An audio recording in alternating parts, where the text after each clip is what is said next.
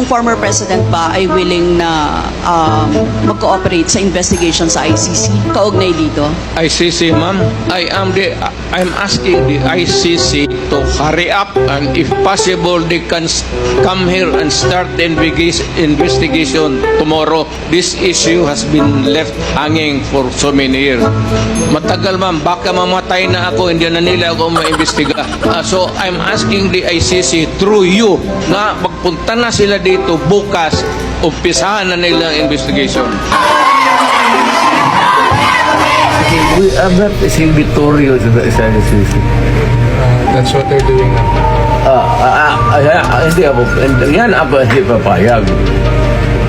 I am a Filipino. You are all Filipino citizens. Ako, pag nagkasala, you prosecute me in Philippine courts with the Filipino judge, the Filipino prosecutor, and magpakulong ako dito sa bayan ko. Kung sakali. Biro mo, former president, hindi natin alam kung nasa siya.